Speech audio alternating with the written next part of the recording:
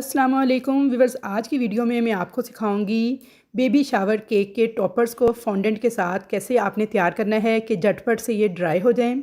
Number 2 पे मैं आपको ये सिखाऊंगी कि अगर आपके पास अर्जेंट ऑर्डर आ जाता है, आपने 4 से 5 घंटे में कोई ऑर्डर डिलीवर करना है, तो उसके लिए आपने कैसे प्रिपरेशन करनी है कि केक जो है बिल्कुल सेट रहे, टॉपर्स जो हैं बिल्कुल स्टेबल रहें। एंड नंबर 3 पे मैं आपको ये सिखाऊंगी कि आपने केक की फ्रॉस्टिंग करते हुए जो कि अर्जेंट ऑर्डर हो, किन चीज़ों का ख्याल करना है। तो वीडियो को आपने लास्ट तक देखना है, स्किप नहीं करना। तो इंशाल्लाह ताला सारे पॉइंट्स हैं मैं आपके 1 बाय 1 क्लियर करती जाऊंगी, जो कि मैं अपने ऑर्डर वर्क के लिए यूज़ करती हूँ। तो अब आपने नज़रें रखनी है मेरे हाथों पर, गौर से मुझे सुनते जाना है। तो यहाँ पे देखिए जी, मैंने वाइट कलर की फॉन्डेंट ली है। फॉन्डेंट मैंने आपको दिखा दी है, कंपनी भी दिखा दी है कौन सी है, और वाइट कलर में है ये। अच्छा, मैं इसे खुद ही डाई करती हूँ, जिस कलर की मुझे चाहिए हो इसमें से मैं निकाल के इसमें कलर ऐड करूँगी। बस आपने गौर से देखते जाना है। पहले अच्छी तरह से मैंने फॉन्डेंट को इस तरह से मसल के सॉफ्ट कर लेना है। तो आजकल क्योंकि मौसम थोड़ा चेंज हो गया है, तो ये बड़ी जल्दी से सॉफ्ट हो जाती है। थोड़ा सा मैंने इसमें टाइलोस पाउडर ऐड किया था, तो ये आपने ज़रूर से ऐड करना है। और ये देखिए, इतनी लचक आ जानी चाहिए फॉन्डेंट के अंदर। जब बिल्कुल इस तरह की लचक आ जाए, ये स्मूथ सी हो जाएगी, उसके बाद हम इससे चीज़ें बनाना स्टार्ट करेंगे। अच्छा, फॉन्डेंट के बारे में बहुत से लोग नहीं जानते जी ये क्या चीज़ है। तो ये जनाब होती है शुगर पेस्ट, यानी पीसी हुई चीनी के अंदर कुछ चीज़ों को मिला के बनाई जाती है। और मैं ये रेडीमेड ही यूज़ करती हूँ। मैं यही रिकमेंड करूँगी कि आप फॉन्डेंट को हमेशा रेडीमेड ही यूज़ करें। अब यहाँ पे देखें जी, फॉन्डेंट को मैंने इस तरह से लंबी सी शेप दे ली थी, थोड़ी हाथ के साथ गोल करते हुए। इसके मैं 3 पार्ट्स कर लूँगी। 3 हिस्सों में मैंने इसे डिवाइड कर लिया था। एक हिस्से को मैंने लिया है, इसके साथ मैं फीडर तैयार करूँगी, और इसे मैंने इस तरह से ना सिलेंड्रिकल शेप के अंदर थोड़ा सा इस तरह से रोल कर लिया था। अच्छा, बगैर किसी मोल्ड के मैं फीडर बनाऊंगी हाथ से ही। बस आपने देखते जाना है कि मैं कैसे कैसे बना रही हूँ। तो बहुत से लोगों को ये भी कंफ्यूजन है कि जी फॉन्डेंट को हम घर में बना लें तो हमें सस्ती पड़ेगी। तो जी नहीं, बिल्कुल भी सस्ती नहीं पड़ती घर में, बल्कि ये महंगी पड़ जाती है। तो इसलिए कोशिश करें आप इसे रेडीमेड ही परचेज़ कर लें। अगर आप बिगनर हैं, शुरू में बना रहे हैं या घर के लिए केक वगैरह बनाते हैं, तो आप छोटी पैकिंग परचेज़ करें। 250 ग्राम वाली पैकिंग भी मिल जाती है इसकी, जो कि 300 रुपये से लेके 350 रुपये तक मिल जाती है। तो आप वो यूज़ कर लें।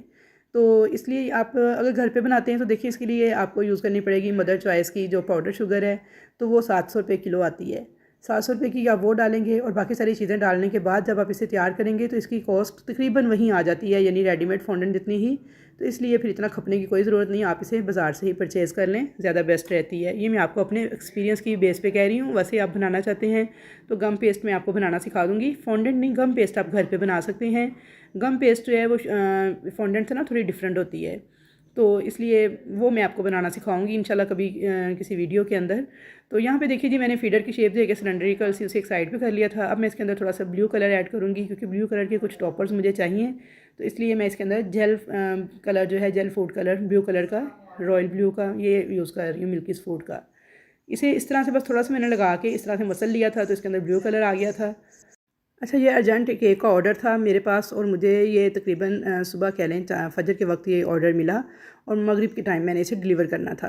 तो अब यहाँ पे देखिए, मैं फीडर तैयार कर रही थी। इसके ऊपर ब्लू कलर का कैप था, तो मैंने उसी के साइज़ का ना गोल सा गोला बना के छोटा सा कैप उसका कटिंग कर लिया है। ब्लू और वाइट का थीम है सारा ये इस केक के अंदर, यानी कि मुझे ब्लू कलर के टॉपर ज़्यादा यूज़ करने हैं और वाइट कलर के। तो यहाँ पे देखिए, मैं फीडर का ना ऊपर वाला जो कैप है वो बना रही हूँ। तो ये देखिए, इस तरीके से ना मैंने इसे बना लिया था। थोड़ी सी मैंने हाथ से ही शेप दे ली थी उसे। अब मैं टाइलोस ग्लू लगा के ना इन तीनों चीज़ों को अटैच कर दूँगी। तो यहाँ पे हमारा जो फीडर था ये बन के रेडी हो गया था। मुझे 3 शेप्स रेडी करना है। बच्चे का वो झंझना कह लें, या फिर वो टीथर सा जो खिलौना सा था जो केक के ऊपर मैंने लगाना था। तो यहाँ पे देखिए, जो ब्लू फॉन्डेंट मैंने बेली हुई थी, इसे मैंने थोड़ा सा टाइलोस पाउडर लगा के तो राउंड शेप में इस तरह से कटिंग किया था। सेंटर से मैंने राउंड वाले प्लंजर से छोटी कटिंग की थी। तो ये मेरा एक पीस तैयार हो गया था। अच्छा, दूसरा मैंने वाइट ही तैयार करना था, तो मैंने वाइट कलर की फॉन्डेंट को बेल लिया था टाइलोस पाउडर लगाते हुए, हार्ट शेप में कटिंग करके। तो छोटे वाले हार्ट वाला प्लंजर जो है सेंटर से मैंने उसे कट कर लिया था। अब तीसरा देखें, मुझे ये फ्लावर वाली शेप का तैयार करना था। तो ये पहले मैंने इसकी कटिंग की, फिर मुझे 2 वाइट और 1 ब्लू, यानी कि ज़्यादा वाइट लग रहा था, तो मैंने सोचा इसका कलर चेंज कर लूँ। मैंने इसके अंदर थोड़ा सा देखें 1 ड्रॉप के बराबर ना ऑरेंज कलर ऐड किया, तो ये प्यारा सा पीच सा कलर आ गया था। तो क्योंकि बॉय का केक था, तो इसलिए मैं ज़्यादा इस पर ब्राइट कलर यूज़ नहीं कर रही थी, लाइट कलर में ही मैं बना रही थी। तो यहाँ पे देखिए जी, मैंने पीच कलर का ना ये वाला फ्लावर दोबारा से कट किया, सेंटर से मैंने ये वाले प्लंजर यूज़ किए, और ये 3 शेप्स मेरी रेडी थी। अब इन तीनों को अटैच करने के लिए मैंने यहाँ पे ब्लैक फॉन्डेंट थोड़ी सी ली, उसको मैंने एक स्ट्रिप की तरह बेल के तो इस तरह से इनको अटैच कर दिया। तो ये देखें जी, ज़बरदस्त किस्म का हमारा एक जो टॉय है ना, ये बन के तैयार हो गया है। अब यहाँ पे देखिए, फीडर भी तैयार है, टॉय भी तैयार है। अब हमें चाहिए कैलेंडर। तो वाइट कलर की फॉन्डेंट को मैंने बेल लिया था, और यहाँ पे ना आपने ये करना है कि पहले आपने देखें ये मैंने जो ऊपर टिन रखा हुआ है ना, ये वही टिन है जिसमें मैंने केक को बेक किया था। तो मैं इसके ऊपर चीज़ें इसीलिए अरेंज कर रही हूँ ताकि मुझे साइज़ का अंदाज़ा हो जाए कि मैंने कैलेंडर का साइज़ क्या रखना है, मैंने फीडर को कितना बनाना है, मैंने ये खिलौना जो था ये कहाँ पे रखना है। तो इसी तरह आपने डमी के तौर पे ना ये जो केक टिन होगा उसे अपने पास रख लेना है। उसके ऊपर सारे टॉपर्स को ना जैसे केक के ऊपर अरेंज करते हैं आपने टिन के ऊपर अरेंज करते जाना है। इससे आपको आइडिया रहेगा कि आपने टॉपर्स किस साइज़ के बनाने हैं। अगर आप वैसे ही बनाएंगे तो फिर आपके टॉपर्स जो हैं बड़े छोटे बनेंगे, केक पे एडजस्ट करते हुए आपको बहुत ज़्यादा प्रॉब्लम होगी। यहाँ पे देखिए मैंने ब्लू फॉन्डेंट जो है बेल के इसकी 3 स्ट्रिप्स काट ली थी। इनको हम यूज़ कर लेंगे केक में कहीं भी। एक हमने इसके ऊपर जो राइटिंग करनी है वो भी हम इसके ऊपर ही करेंगे, और दूसरा जो हमने यूज़ करना है थोड़ा सा कैलेंडर के लिए भी एक स्ट्रिप यूज़ करनी है। अच्छा, यहाँ पे देखिए इस स्ट्रिप को ना मैंने इसी तरह से रख के ना केक मोल्ड के अंदर हल्का सा, क्योंकि अभी ये सॉफ्ट थी तो मैंने टर्न किया था तो ये आराम से टर्न हो गई थी। अब मैं इसे इसी तरह रख दूँगी तो ये जब ड्राई होगी ना, हार्ड होगी, तो इसकी शेप इसी तरह से रहेगी। तो केक भी क्योंकि इसी साइज़ का है तो इसलिए उसके ऊपर बिल्कुल आराम से एडजस्ट हो जाएगी। यहाँ पे मैं इसके एड्ज हैं इनको नीट कर लूँगी थोड़ा सा, ये देखिए इस तरह से। और मैंने बिल्कुल इसे राउंड शेप में ना थोड़ा सा मोड़ दिया है क्योंकि अभी ये सॉफ्ट है, अभी ताज़ा ताज़ा है ना, सॉफ्ट है, तो इसलिए ये फ़ौरन से बेंड हो जाएगी। लेकिन अगर आप इसको बिल्कुल सीधा रखेंगे फिर केक के ऊपर आप इसे लगाने में बहुत दुश्वारी होगी। अब सीधी पट्टी कैसे लगाएंगे केक पे और वो अच्छी भी नहीं लगेगी। तो अब ये देखिए ये हमारा समझे केक ही है इस वक्त। जो नीचे डमी पड़ी हुई है ये जो केक का मोल्ड है, इसी मोल्ड के अंदर मैंने इस केक को बेक किया है, इसके स्पंज को। तो मुझे पता है इसका साइज़ यही है तो मैं इसके ऊपर ही रख के देखें दोनों टॉपर्स भी मैंने उनको फीडर को भी, खिलौने को भी, और ये मैंने साथ ही जो राउंड शेप में पट्टी काटी है इसको भी उसके ऊपर एडजस्ट किया है। अब मुझे अंदाज़ा हो गया कि सेंटर में इतनी जगह बची है, इसके लिए मैंने कैलेंडर की कटिंग करनी है। तो यहाँ पे देखिए जी कैलेंडर की भी मैंने कटिंग कर ली थी। जो मेरे पास पीस में बचा था ब्लू कलर का उसकी भी मैंने थोड़ी सी स्ट्रिप्स काट ली थी जो कि हम कैलेंडर पे यूज़ करेंगे। तो कैलेंडर को बिल्कुल आपने उसी साइज़ का काटना है जितनी सेंटर में स्पेस हो, ना उससे बड़ा हो ना उससे छोटा हो, क्योंकि बड़ा होगा तो अच्छा नहीं लगेगा, छोटा होगा तो वो भी अच्छा नहीं लगेगा।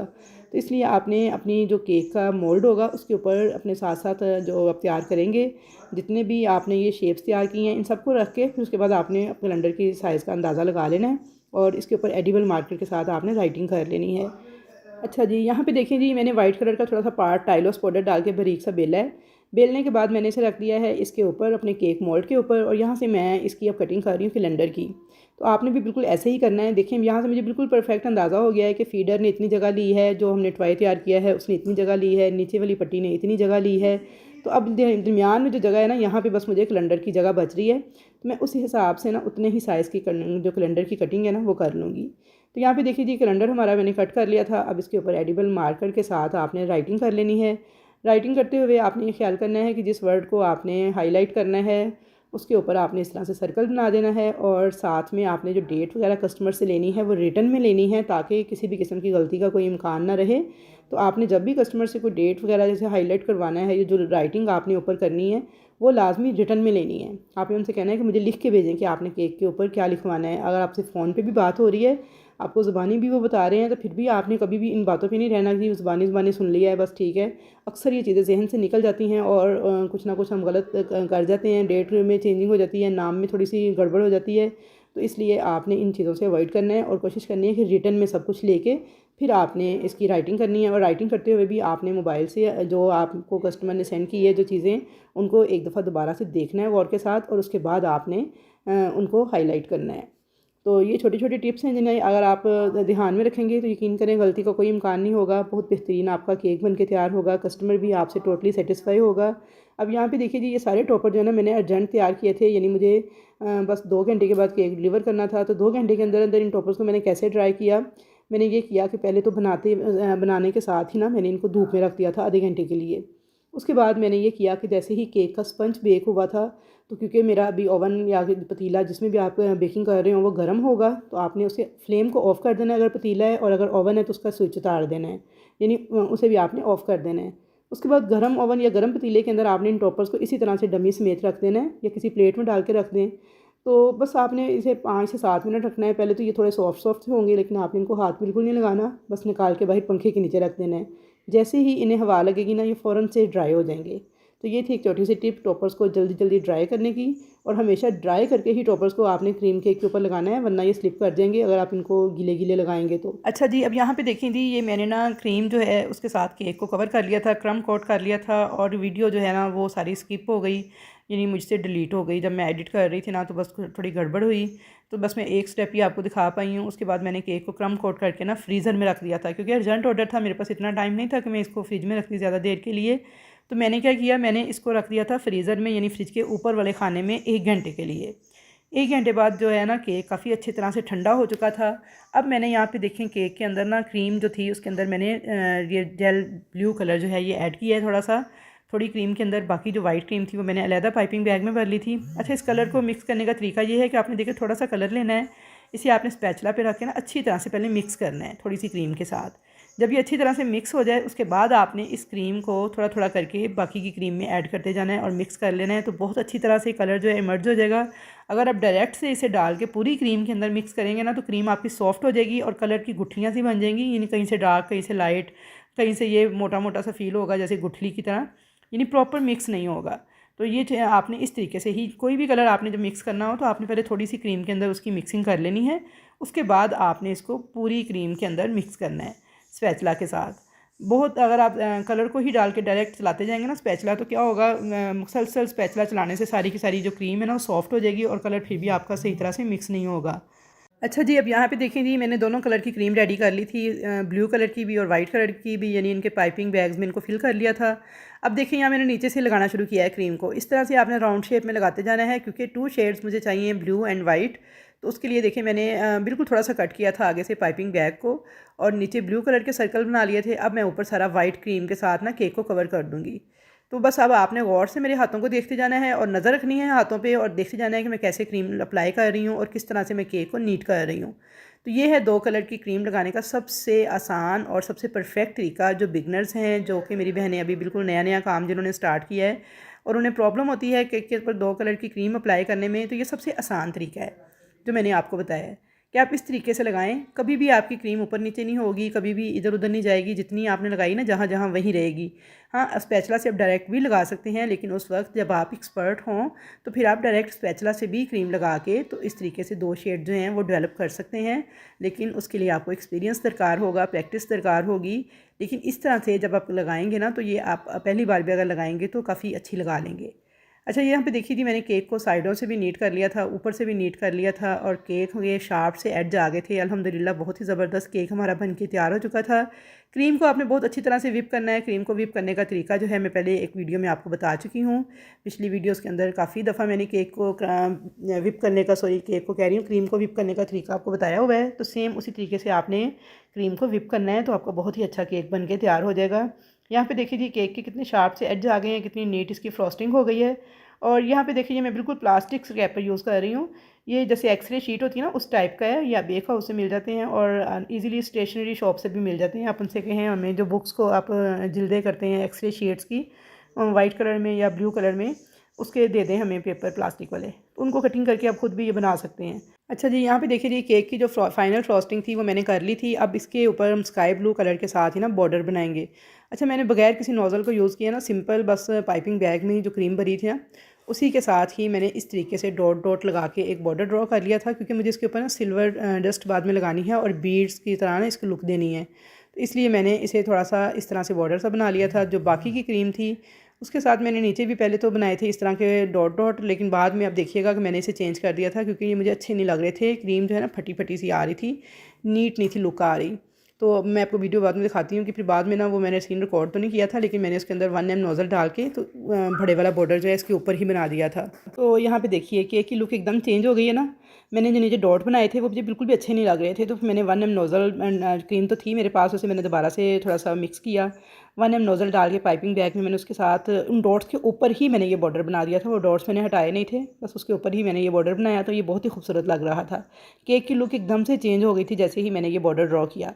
अब आ जाते हैं जी अपने टॉपर्स की तरफ। तो देखिए माशाल्लाह से कितने अच्छे ड्राई हो चुके हैं। ये देखिए मैंने हाथ में पकड़े हैं, बिल्कुल पापड़ की तरह, ये जैसे कहते हैं ना हार्ड हो गए हैं और बिल्कुल ड्राई हो गए हैं। ये देखिए फीडर भी मेरा जो सा है, हालांकि ये थोड़ा सा मोटी शेप में था, लेकिन क्योंकि टाइलोस पाउडर डाला था। यहाँ पे देखिए इसने भी अपनी शेप होल्ड कर ली है, बिल्कुल ड्राई है ये टॉपर। जब इस तरह से बिल्कुल ड्राई करके आप टॉपर्स को क्रीम केक के ऊपर लगाएंगे तो यकीन करें ये बिल्कुल भी कहीं नहीं जाएंगे, कोई स्लिप नहीं होंगे, कोई ख़राब नहीं होगा केक आपका। लेकिन अगर आप गीले गीले टॉपर्स लगाएंगे ना तो क्या होगा, जैसे ही हल्का फुल्का उनके झटका लगेगा तो थोड़ी देर बाद ना वो मेल्ट होके तो केक से नीचे स्लिप हो जाएंगे, जिससे आपका केक भी ख़राब होगा और ज़ाहिर है कस्टमर ने पैसे खर्च किए हैं तो उसकी चीज़ भी उस तक सही तरीके से नहीं पहुंच पाएगी, तो फिर वो आपको कैसे अच्छा फीडबैक देगा। तो इसलिए आपने अपने कस्टमर्स को सेटिस्फाई करना है, उनकी चीज़ उन तक बिल्कुल ठीक ठीक पहुंचाने के लिए ये सारी टिप्स जो हैं इनको फॉलो करना है। अच्छा, यहाँ पे देखिए केक को आप देख सकते हैं कितना नीट मेरी फ्रॉस्टिंग हुई है। साइड पे मैंने लाइंस बनाई थी जो स्क्रैपर था उसकी मदद से। अच्छा, ये मुझे ना कस्टमर ने पिक्चर सेंड की थी मेरी ही पेज में से एक केक की, जिसकी साइड पे ये लाइंस बनी हुई थी कि आपने वाइट और ब्लू का टच देते हुए ये लाइंस इस तरह से ड्रॉ करनी है किनारे पर। तो कि मुझे पहले तो याद नहीं रहा, बाद में जब मैंने उनकी ये राइटिंग चेक करने के लिए मोबाइल खोला तो फिर उसमें मुझे वो भी नज़र आया उनका मैसेज। तो मैंने फिर जल्दी जल्दी से केक की लाइंस जो है ना वो ड्रॉ कर ली थी। तो ये फ़ायदा होता है, आपने इसलिए कस्टमर से ना रिटर्न में लेना है सब कुछ। अच्छा, यहाँ पे देखिए मैं केक के ऊपर चीज़ें अरेंज कर रही थी और मेरी बेटी जो है ना वो साथ साथ ना साइड पे चीज़ें लगा रही थी डेकोरेशन के लिए कि केक की लुक अच्छी आए, थोड़ा सा प्रेजेंटेबल लगे, स्टेटस वगैरह लगाते वक्त ज़रा अच्छी लुक आए। तो यहाँ पे देखिए ये सारे मैंने टॉपर्स जो है ना इसके ऊपर अटैच कर दिए थे। अटैच करने के बाद मैं आपको ना केक की पैकिंग भी दिखाती हूँ कि मैंने केक की पैकिंग किस तरह से की है या मैं कैसे करती हूँ केक को पैक। तो पैकिंग बड़ी मैटर करती है, आपकी जो चीज़ें हैं ना वो प्रेजेंटेबल होनी चाहिए, अच्छी सी प्रेजेंटेशन होनी चाहिए आपके केक की। तो यहाँ पे देखिए जी जो फीडर था उसके नीचे मैंने स्टिक लगाई थी। जब भी आपने कोई इस तरह की हैवी टॉपर बनाना है उसके नीचे आपने स्टिक ज़रूर से लगानी है, फिर वो उसको होल्ड कर लेगा उसके वेट को। अच्छा, केक के ऊपर मैंने कुछ बीड्स वगैरह, कुछ स्प्रिंकल्स वगैरह भी डाल दिए थे। कुछ सिल्वर कलर के हैं, कुछ वाइट कलर के बिल्कुल छोटे वाले स्प्रिंकल्स थे और कुछ ब्लू कलर के जो मैंने बॉल्स तैयार किए थे ना फॉन्डेंट के साथ, वो मैंने इस तरह से लगाए थे। अब मैं यहाँ पे सिल्वर डस्ट रेडी कर रही हूँ। अच्छा, यहाँ पे आप गौर से देखें, ये बेक हाउस की सिल्वर डस्ट है। आपने अच्छे वाली यूज़ करनी है, लो क्वालिटी की जो गंदी मंदी होती है वो यूज़ नहीं करनी। एक सस्ते वाली भी मिलती है, वो नहीं आपने यूज़ करनी, वो जहर है इंसानी सेहत के लिए। ये जो आपकी एडिबल डस्ट है ये आपने यूज़ करनी है, बेक हाउस की या शुगर क्राफ्ट की, किसी अच्छी कंपनी की, अच्छी ब्रांडेड यूज़ करनी है। अच्छा, इसके अंदर मैंने 3 से 4 ड्रॉप्स ना कुकिंग ऑयल डाला है और अच्छी तरह से इसे मिक्स कर लिया है। तो बस हमारी सिल्वर डस्ट रेडी है। अब इसको हम लगाएंगे केक के बॉर्डर के ऊपर। अच्छा, बिल्कुल देखिए ब्रश के साथ ना आपने इस तरह से हल्का हल्का करके इसे अटैच करते जाना है। तो ये देखिए ज़बरदस्त किस्म की ना एक ऐसे आएगा जैसे बीड्स की एक लाइन बनी हुई है केक के बॉर्डर के ऊपर। यहाँ तक ना वीडियो काफ़ी लंबी हो गई थी, मैंने बड़ी कोशिश की वीडियो को देखें शॉर्ट करने की, फिर भी लेंथी हो गई है। अभी मैंने इसमें से देखिए कैलेंडर को भी आउटलाइन बनाई थी सिल्वर के साथ, ये ब्लू वाली पट्टी को भी आउटलाइन बनाई है, कुछ बॉल्स भी किए थे। तो अगर मैं सारा कुछ आपको दिखाने लग जाऊँ ना तो यकीन करें वीडियो और ज़्यादा लंबी हो जानी थी। तो बस अब यहाँ पे मैं वीडियो को एंड करूँगी। तो ये देखिए जी अल्हम्दुलिल्लाह माशाल्लाह ये हमारे केक की फ़ाइनल लुक थी। मैं आपको करीब से करके दिखा देती हूँ। तो ये देखिए ऊपर बिल्कुल छोटे छोटे से जो बीड्स थे ना वाइट कलर के, वो मैंने इसकी सरफेस पे फैला दिए थे और इतना खूबसूरत ये केक लग रहा था ना, मैं आपको बता नहीं सकती कि इतना प्यारा। और एंड पे ना ये ब्रश के साथ में थोड़ा सा ना ऑयल लिया था मैंने, और ये मैं फॉन्डेंट के ऊपर जो थोड़ा सा हमारा टाइलोस पाउडर वगैरह लगा हुआ था ना, वाइट वाइट सा था, तो मैं उसे लगा रही थी। इसमें हल्की हल्की शाइन आ जाती है फॉन्डेंट के ऊपर, क्योंकि फॉन्डेंट ड्राई हो चुकी है, इसलिए अब इसको ऑयल लगाएंगे ना तो एकदम से इसमें शाइन आ जाएगी, सारे टॉपर्स जो है ना बिल्कुल चमकने लग जाएंगे। तो बस ये एंड पे मैं ना ऑयल लगा रही थी इसके ऊपर। तो अल्हम्दुलिल्लाह माशाल्लाह बहुत ही खूबसूरत सा हमारा केक बन के तैयार था। तो व्यूअर्स आप भी बताइएगा कि कैसा लगा आपको मेरा ये केक और कैसी लगी आपको मेरी ये वीडियो। अगर वीडियो अच्छी लगे तो अपने लाइक शेयर ज़रूर करना है, चैनल पर नए हैं तो सब्सक्राइब करना है और कमेंट सेक्शन के अंदर आपने अपनी कीमती राय का इजहार ज़रूर करना है। कमेंट्स करके मुझे बताना है कि आया ये वीडियो आपके लिए हेल्पफुल साबित हुई या नहीं, और किस किस्म की वीडियोज़ मैं मज़ीद अपलोड करूँ। तो इंशाल्लाह ताला मुलाकात होगी आपके साथ एक अच्छी और नई वीडियो के साथ। तब तक के लिए मुझे दीजिए इजाज़त। अल्लाह हाफ़िज़।